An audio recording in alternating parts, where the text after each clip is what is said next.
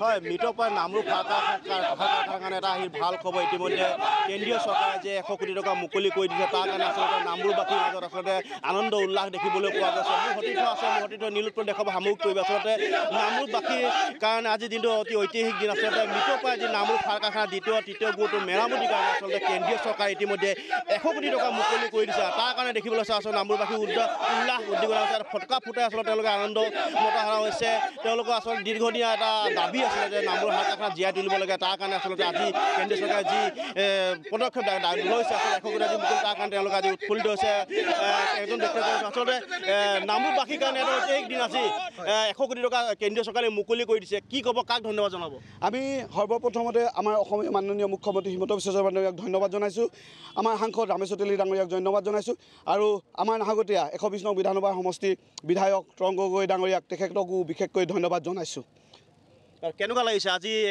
এটা ভাল এটা খবৰ আহিছে নিশ্চয় বহুত ভাল লাগিছে আমি আপুনি দেখিছে ভাৰতীয় জনতা পাৰ্টীৰ প্ৰতিজন কাৰ্যকৰ্তা নামৰূপবাসী ৰাইজ আজি সঁচাকৈ বহুত আনন্দিত হৈছে আমি বহুত দিনৰ আশা এটা আজি আমি সপোন এটা মানে আমি সুফল পাবলৈ সক্ষম হৈছোঁ আজি হয় আচলতে এটা সপোনৰ সুফল পাবলৈ সক্ষম হৈছে বাইদেউ আপোনাৰ ওচৰলৈ আহিছোঁ কেনেকুৱা লাগিছে আজি সঁচাকৈ ইমানে আনন্দিত হৈছোঁ আমি সকলোৱে আজি আহি ইয়াত আনন্দত আমি আত্মহাৰা হৈ আজি ফটকা ফুটাইছোঁ আৰু সকলো ৰাইজে আজি দেখিছে আজি আমি ভাৰতীয় জনতা পাৰ্টীয়ে আজি প্ৰতিশ্ৰুতি দিছিল আমাৰ মাননীয় আজি মুখ্যমন্ত্ৰী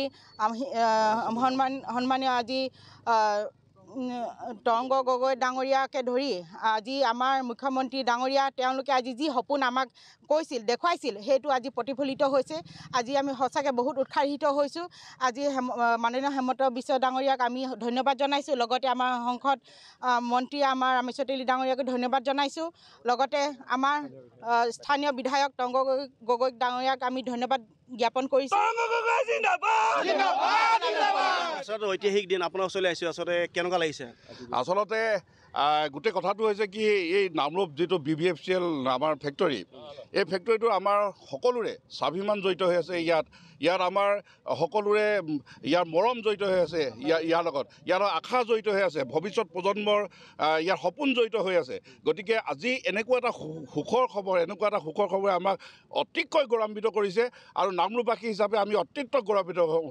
অনুভৱ কৰিছোঁ আৰু এই ক্ষেত্ৰত আমি সন্মানীয় প্ৰধানমন্ত্ৰী নৰেন্দ্ৰ মোদী ডাঙৰীয়া সন্মানীয় আমাৰ মুখ্যমন্ত্ৰী ডক্টৰ হিমন্ত বিশ্ব শৰ্মা ডাঙৰীয়া আৰু সন্মানীয় সাংসদ ৰামেশ্বৰ তেলী ডাঙৰীয়াৰ লগতে আমাৰ যুৱ বিধায়ক যি বলিষ্ঠ পদক্ষেপত তৰংগ গগৈ ডাঙৰীয়া তেখেতৰ বলিষ্ঠ পদক্ষেপত আজি আমি এই সুফল লাভ কৰিবলৈ সক্ষম হৈছোঁ আমি সকলো নামৰূপবাসী ৰাইজৰ হৈ আজি সকলোকে কৃতজ্ঞতা জ্ঞাপন কৰিছোঁ আৰু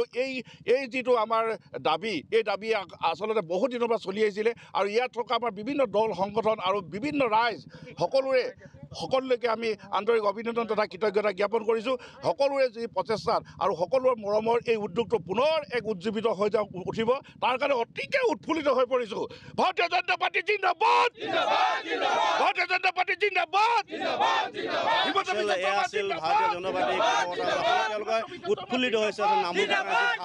আচলতে নামৰূপ সাৰ কাৰখানা হৈছে নামৰূপৰ মেৰুদণ্ড স্বৰূপ আৰু নামৰূপ কাৰখানা জীয়াই থাকিলেহে নামৰূপ জীয়াই থাকিব সেই কথা ইতিমধ্যে আচলতে ভাৰতীয় জনতা পাৰ্টি কৰ্মকৰ্তাসকলে কৈছে আৰু সকলোৱে আশা কৰিছে আচলতে পুনৰ আচলতে নামৰূপ সাৰ কাৰখানা জীয়াই উঠিব আৰু নামৰূপ সাৰ কাৰখানাৰ লগতে নামৰূপৰ যি ভৱিষ্যত সেই ভৱিষ্যত আকৌ পুনৰ উজ্জীৱিত হৈ উঠিব